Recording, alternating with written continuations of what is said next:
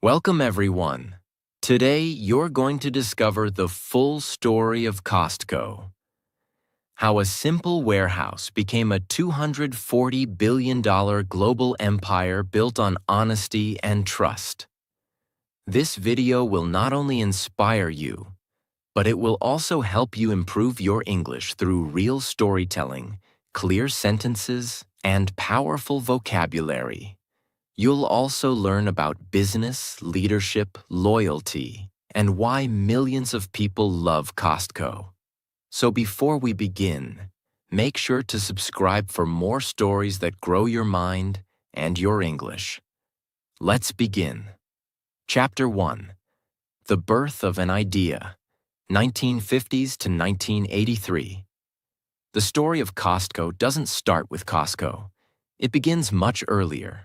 In 1954, with a man named Saul Price. Saul Price was a lawyer from San Diego who didn't come from a rich family, but he had a strong sense of justice and fairness. He believed that business shouldn't be about tricking people.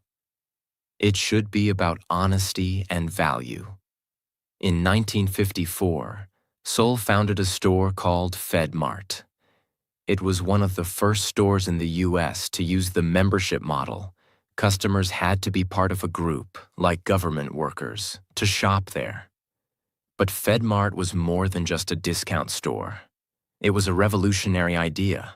No fancy advertising, no unnecessary decorations, just bulk products sold at low prices inside a warehouse setting. It looked unusual, but it worked. FedMart grew fast. People loved it. But years later, after Saul lost control of the company, he left and started something even bolder. In 1976, Saul Price, now in his late 50s, started a new store called Price Club in San Diego, California. This was the real beginning of the model that would later become Costco. Price Club was different from any store in the country at that time. The store was in a converted airplane hangar. The products were sold in bulk, meaning large quantities. Customers had to pay for membership to shop. There were no ads, no decorations, no music, just concrete floors, metal shelves, and big packs of useful things. But what shocked the industry was this. Price Club sold items so close to the actual cost that it barely made profit on products.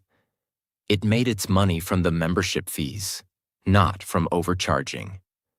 At first, it was created for business owners only. Small restaurants, offices, and local shops came to Price Club to buy things in bulk. But something unexpected happened. Everyday families started asking for membership too. They wanted lower prices, bigger savings. No nonsense. Saul Price agreed, and the business exploded in popularity. While all this was happening in San Diego, a young man named Jim Sinegal had started working in the retail business. He had started his career at FedMart, the same company Saul Price had started. Jim was humble, hardworking, and deeply inspired by Saul Price's values. He believed in treating customers fairly, keeping prices low, keeping things simple, respecting employees. Jim worked for years under Saul Price, learning every detail about how ethical warehouse retail worked. Later, he also worked at Price Club, gaining more experience. But in the early 1980s, Jim Sinegal met another man, a wealthy businessman named Jeff Brotman from Seattle. Jeff had a vision. Jim had the experience. Together, they were about to create something massive. In September 1983, in Seattle, Washington, Jim Sinegal and Jeff Brotman opened the very first Costco warehouse. It was built on the same core idea as Price Club, but with a few changes. They allowed both businesses and individual customers to join. They had even fewer products than other stores, focusing on best quality plus low prices.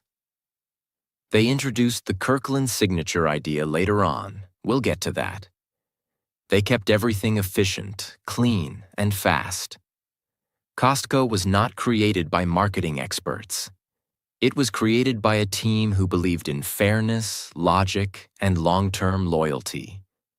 What Costco offered in 1983: a membership fee of $25 per year, concrete floors, industrial shelves, large items like toilet paper, cereal, TVs, diapers, frozen food, staff that were paid better than average, zero advertisements, bulk packages, free samples, a new kind of shopping experience.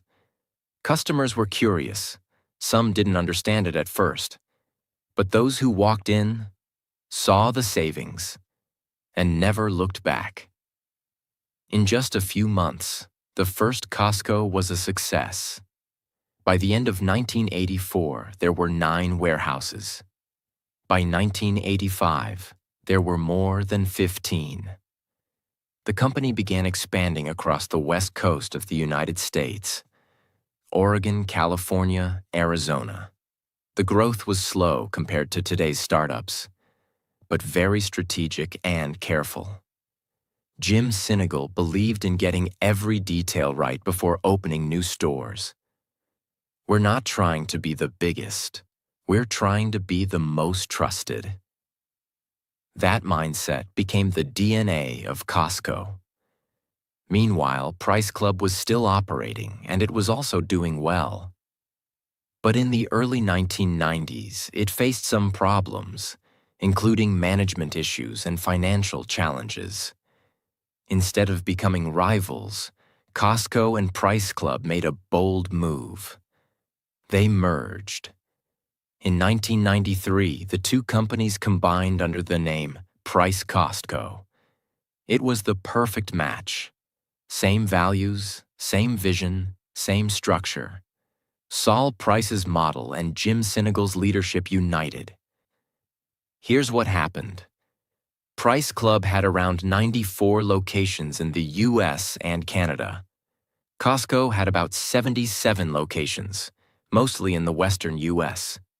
Together, they now had over 170 warehouses, thousands of employees, and millions of members.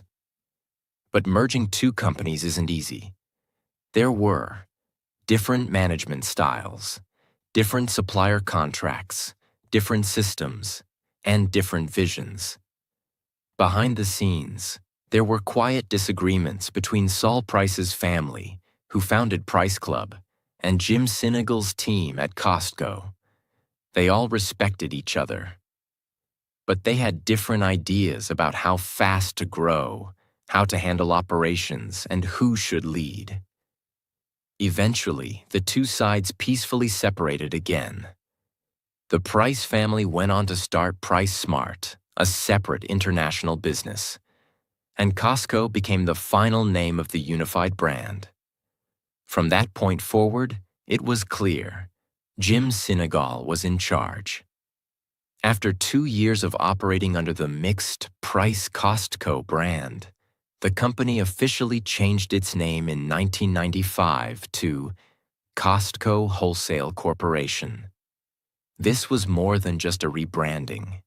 It was a message to the world that this company was serious about wholesale, that it would now grow with one identity, and that Jim Sinegal's vision would lead the way. Costco began streamlining operations, creating a single buying team, consolidating warehouses, and training managers under one system. This set the stage for Costco's next phase: nationwide domination. By the mid-1990s, retail giants like Walmart, Kmart, and Target were everywhere.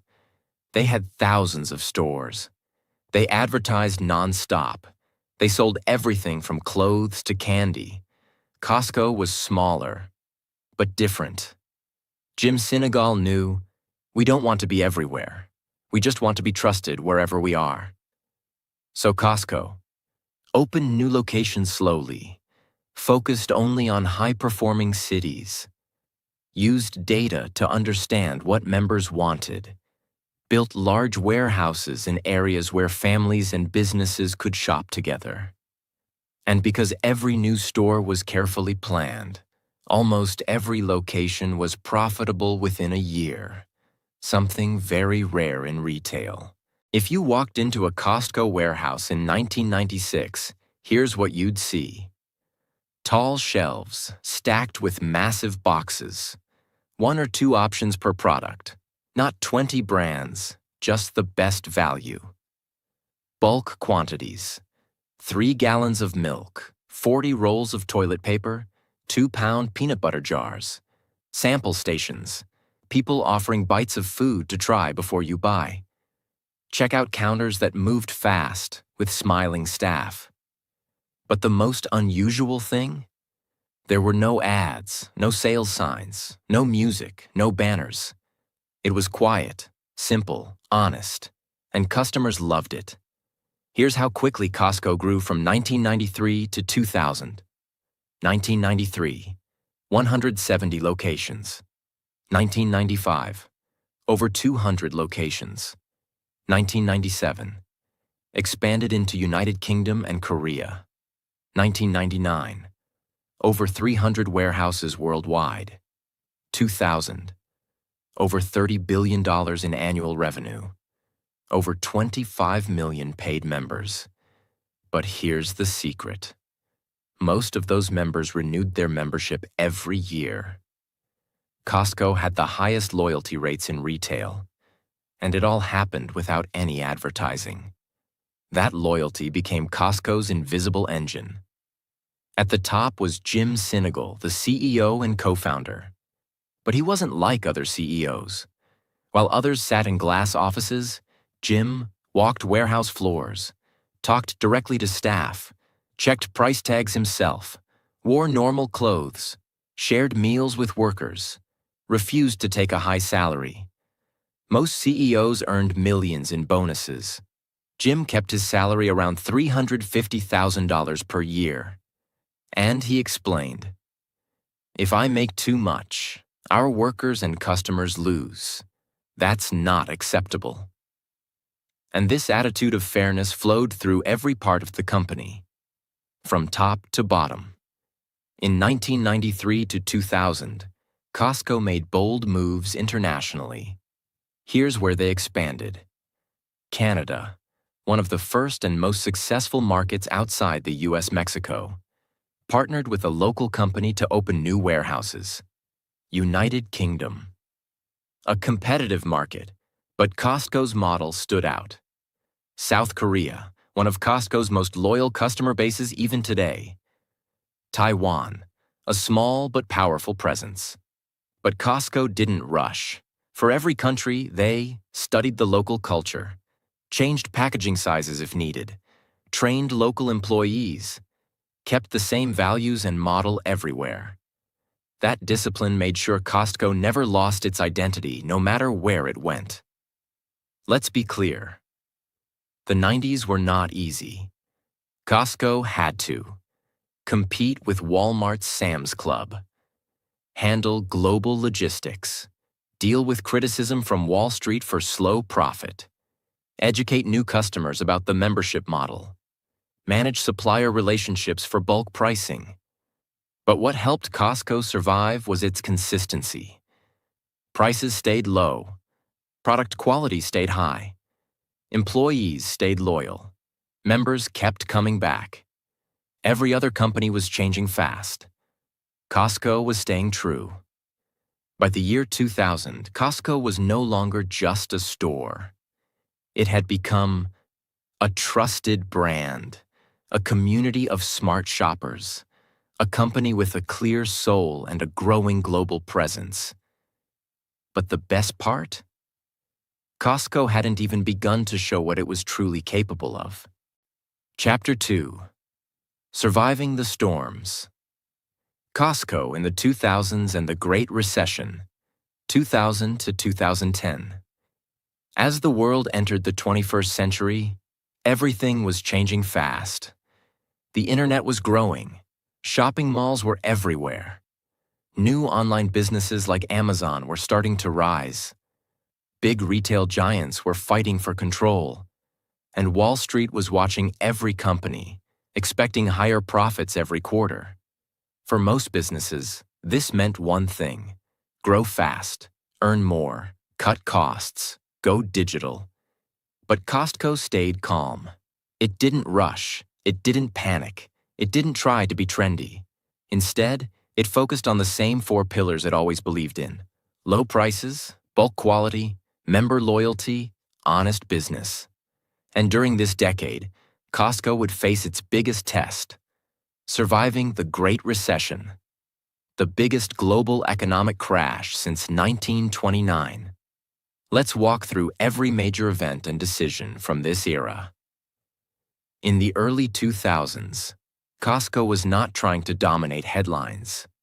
It was doing what it always did best: opening warehouses one at a time, watching customer habits, building long-term relationships with suppliers, improving member experience, and ignoring the noise around it. But retail was changing. Companies like Walmart were growing aggressively. Amazon was becoming a serious online threat. Target was winning middle-class shoppers with attractive branding. And Sam's Club, Walmart's warehouse model, was trying to beat Costco at its own game. Still, Costco had something the others didn't: real trust. Costco isn't known for flashy innovation, but in the 2000s, it made some smart, silent upgrades that helped it grow without breaking its identity. Expanding Kirkland Signature. The Kirkland Signature brand became a major focus in the 2000s.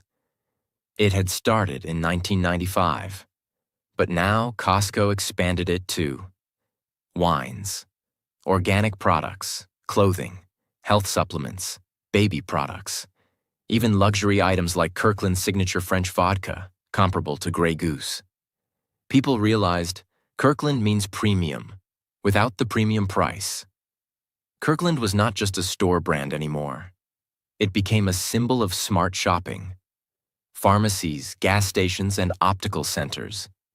In this decade, Costco also began adding pharmacies with low-cost generic medications, optical services for affordable glasses, gas stations near warehouses, offering cheaper fuel for members.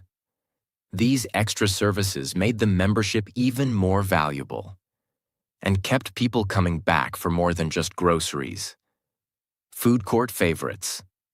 Costco's food court became famous, especially for the $1.50 hot dog and soda combo, a price that hasn't changed since 1985.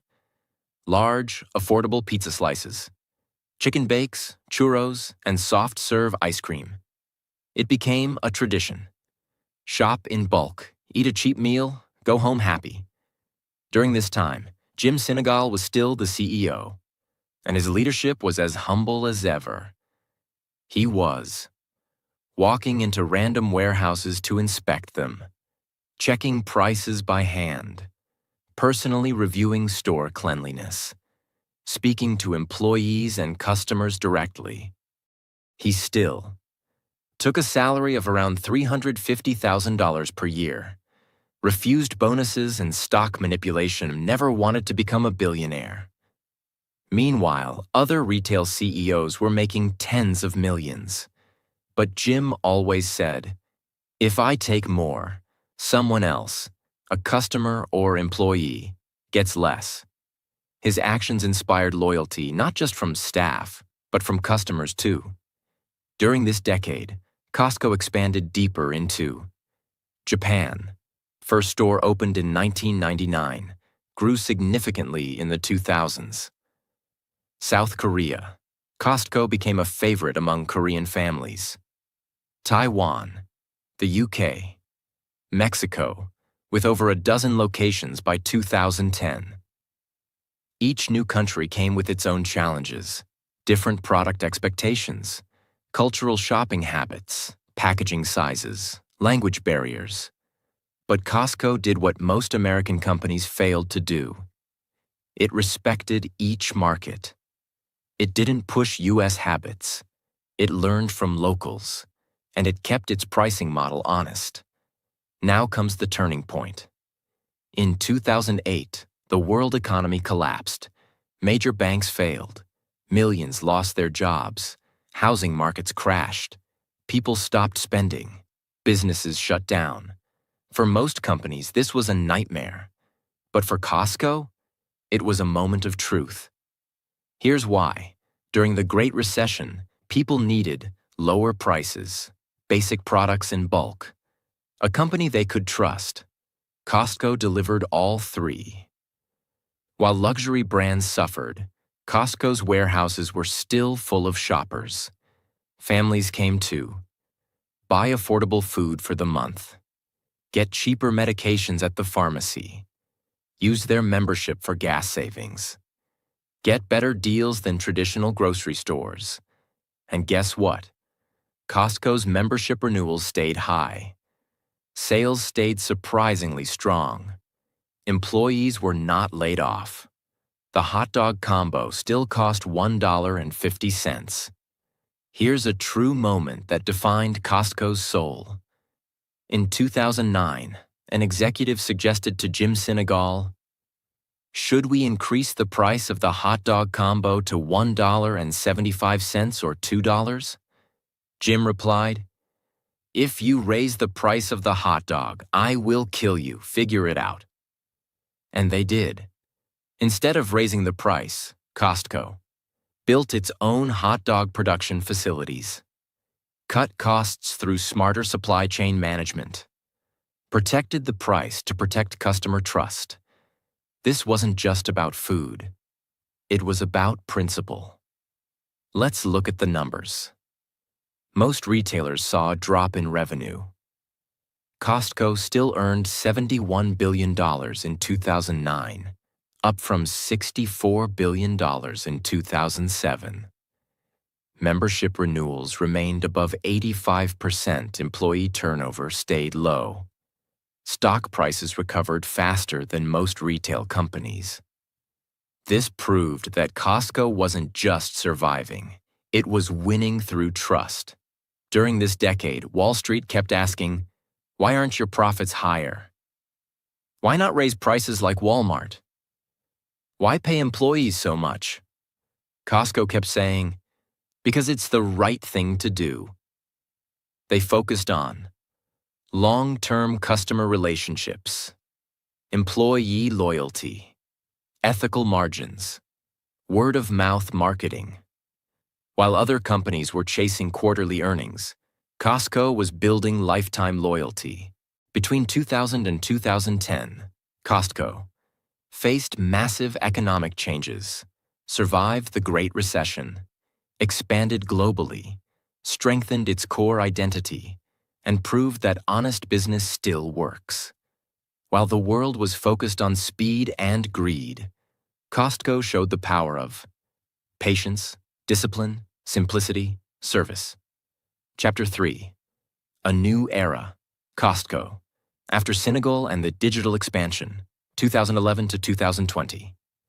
The year is 2011. Costco is bigger than ever. Over 600 warehouses, more than 55 million members, nearly $90 billion in annual revenue, a cult-like customer base. But something major was about to happen. Jim Sinegal, the co-founder and CEO, was stepping down. After decades of humble leadership, hands-on store visits, refusing to take a massive salary, and building a culture of honesty, Jim decided it was time to pass the torch. Many people inside and outside the company quietly asked, "Can Costco continue without Jim Sinegal?" The answer would soon become clear. The man chosen to become the next CEO was W. Craig Jelinek. He was not a celebrity CEO, not a flashy business speaker, not a social media name, but he was someone who had worked at Costco since 1984, managed stores, handled operations, understood the culture, learned directly from Jim Sinegal, shared the same values of humility, logic, and long-term trust. This was not a new direction. It was a continuation of the same philosophy, just with a new face at the top. And the transition was smooth. Jim didn't leave in anger or disappear. He stayed on the board and offered guidance. But Craig Jelinek now held the wheel, and Costco was entering a new world. From 2011 onward, retail entered a different battlefield. This was no longer just about price versus quality, physical stores versus bulk deals. Now the game had new rules. 1. E-commerce was exploding. Amazon had become a monster. People were ordering everything from toothpaste to TVs online. 2. Mobile apps were rising. Customers wanted convenience at their fingertips. 3. Speed became the new expectation. 2-day shipping, next-day delivery, same-day pickup. 4. Big data and personal ads were now guiding consumer behavior. Companies tracked every click, every habit. 5. Retail chains were closing. Sears, Kmart, Toys R Us, JCPenney. Even malls were dying. Costco had to decide, should we change everything or stay true to who we are? Their answer was brilliant. We'll adapt, but we won't sell our soul. Costco had already launched Costco.com in the 2000s, but now they began to invest quietly and carefully in e-commerce growth. But they did it differently. No spammy ads, no fake countdown timers, no deal of the hour pressure. They just offered bulk products, Kirkland items, appliances, furniture, electronics, and easy delivery options. By 2020, Costco's e-commerce sales crossed $10 billion per year, without ever shouting about it. They also launched mobile apps, online photo centers, digital pharmacy services, and business delivery tools. And yet, 90% of Costco's sales still came from the physical warehouse because people trusted the in-store experience more. During this time, Costco also became known for cheaper gas stations, often 10 to 20 cents less per gallon. Affordable pharmacy services, especially for members without insurance. Costco Travel, offering vacation packages, rental cars, and hotel deals. These services made the membership more valuable than ever before. Many families now said, "I save more on gas and prescriptions than I pay for membership." Costco's $4.99 rotisserie chicken became legendary. They refused to raise the price, even as chicken costs rose. So in 2019, Costco made a bold move. They built their own chicken processing plant in Nebraska. Why? To control the cost of their most popular item, to ensure quality, supply, and animal welfare, and to protect customer trust again. This wasn't just about poultry. It showed how deeply Costco understood long-term thinking. Here's how Costco grew during this decade. Warehouses, 2011, 592. 2020, over 800. Revenue, 2011, $88 billion. 2020, $166 billion. Paid members, 2011, 55 million. 2020, 98 million. Membership renewal rate, US and Canada. Consistently 90% or higher. Global presence. Expanded into France, Spain, China, Iceland. Kirkland signature brand. Sales. Crossed $40 billion in annual revenue. By itself. Costco didn't grow fastest, but it grew smartest. And never lost its base. In this era, Costco had many chances to become like everyone else. But it said no to shortcuts. No massive advertising. They still don't run TV, radio, or billboard ads. They let word of mouth and member experience do the work. No social media manipulation.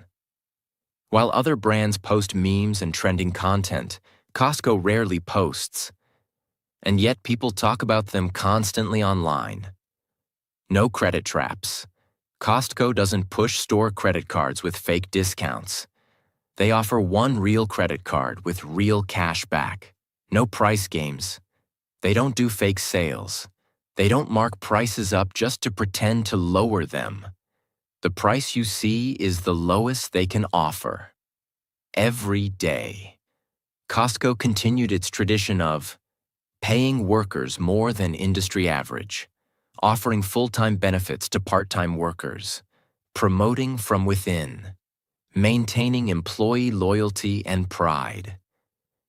Even as retail became a high-turnover, low-wage sector, Costco stood out as a company where people stayed for 5, 10, even 25-plus years.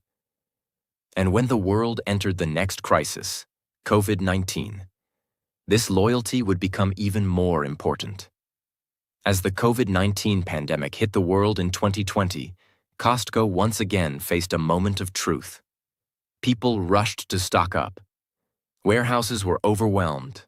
Toilet paper, sanitizers, food. Shelves were emptied in hours. Here's what Costco did. Imposed purchase limits to prevent hoarding. Protected staff with masks and hazard pay. Refused to raise prices during panic. Increased delivery and pickup services. Maintained calm, clear communication. Costco also gave $2 per hour extra pay to frontline workers, provided additional bonuses, ensured that no one lost benefits during the pandemic. While other companies laid off staff, Costco protected them. Once again, the company proved, in every crisis, we stand by our people. Between 2011 and 2020, Costco changed leadership, entered the digital world, expanded globally, survived a pandemic, and earned the trust of nearly 100 million paying members. It did all of this without chasing hype, without abusing workers, without cheating customers, without selling its soul. Costco proved that you can evolve without becoming fake. Chapter 4. Why Costco Works. Lessons from the most trusted retailer on earth. If you had to sum up Costco's success in one line, it's this: do the right thing, even when nobody's watching. This simple rule guided every decision Costco ever made, from pricing to hiring to store design to international expansion.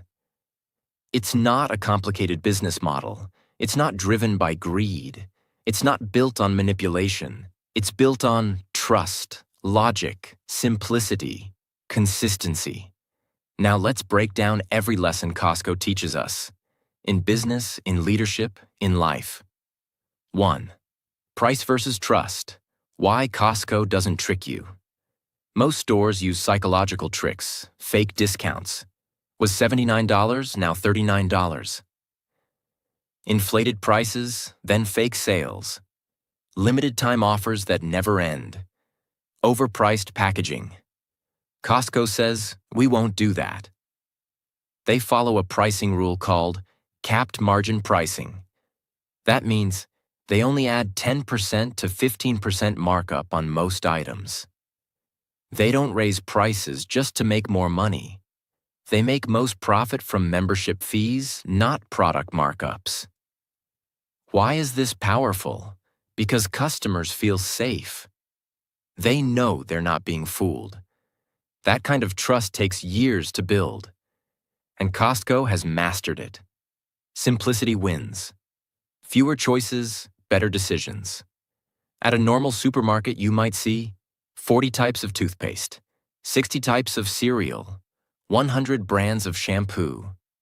Costco says, we'll give you just 2 or 3 of the best options. That's it. Most Costco warehouses carry only about 3,800 products, while Walmart may carry over 100,000. Why? Because too many choices confuse people. Less variety equals lower inventory cost. Fewer options equals faster shopping. Bulk orders equals cheaper prices. And because everything in Costco is curated, customers know, if it's here, it's been tested. It's worth it. This makes shopping smarter, faster, and less stressful. Kirkland Signature, the power of private trust. Costco's private label, Kirkland Signature, is not a cheap store brand.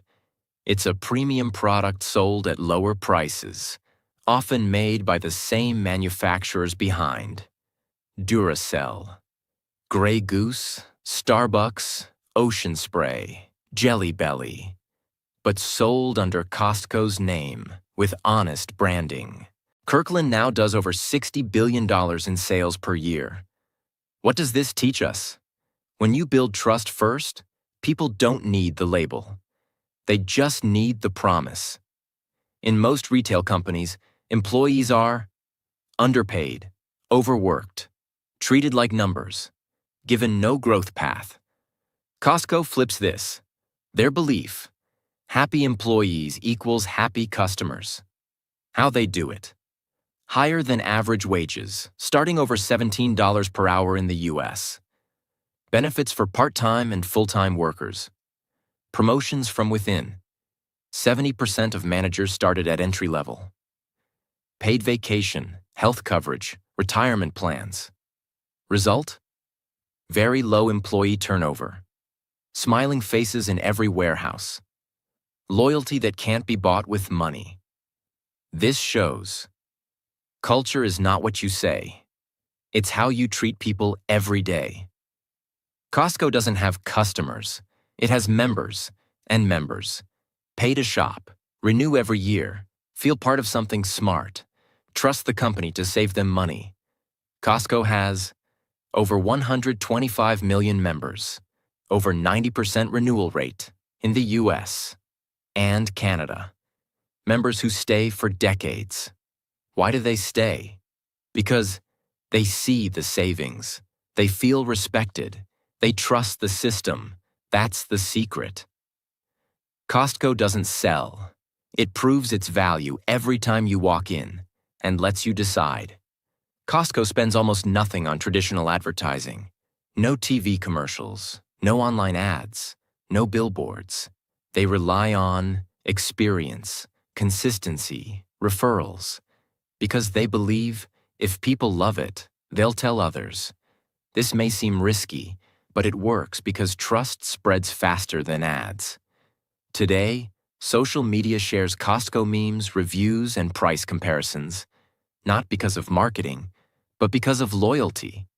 Costco could have done what every other company did, but it refused. It said no to flashy branding, credit card traps, false promotions, ultra-fast expansion, cheap labor, tracking user data, stock market manipulation, raising prices during panic. Every time the world changed, Costco asked, "Can we change without breaking our values?" And most of the time, the answer was yes. That's why they've survived every market shift, every competitor, every crisis. By 2023 to 2024, 850 plus warehouses in 14 countries, $240 plus billion in annual revenue, over 125 million members, over 300,000 employees worldwide, a reputation as the most trusted company in retail, a fan base that includes business owners, families, and celebrities. But the most important number is trust, something no spreadsheet can measure. Costco's story is not just about retail. It's a lesson in long-term thinking. They didn't chase trends. They stayed focused. Simplicity. They made things easier, not fancier. Consistency. They stuck to their promises every year. Value without ego. No need for fancy packaging or big claims, just results. Culture before profit. They put people first, and the profit followed. If every company did this, the world would feel safer, fairer, and more human.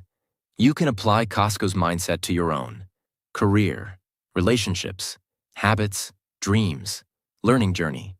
Be honest, don't fake success, earn trust, be simple. Focus on the essentials, be consistent, show up the same way every day.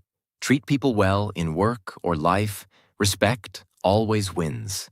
Play the long game, don't rush. Build something real. Whether you're a student, entrepreneur, artist, or English learner, Costco proves you don't have to be loud to be powerful. You just have to be honest. And excellent. Costco was never supposed to be cool. It was never glamorous, never loud, never flashy. But it became a $240 billion company, a global household name, a business school case study, a customer favorite, an employee haven, a moral example in capitalism.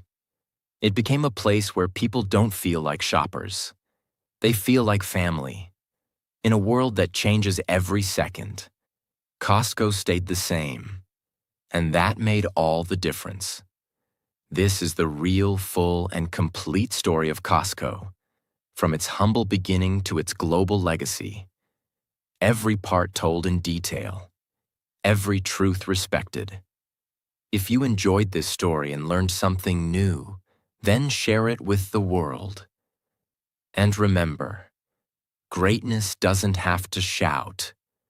Sometimes it looks like a warehouse with concrete floors, low prices, and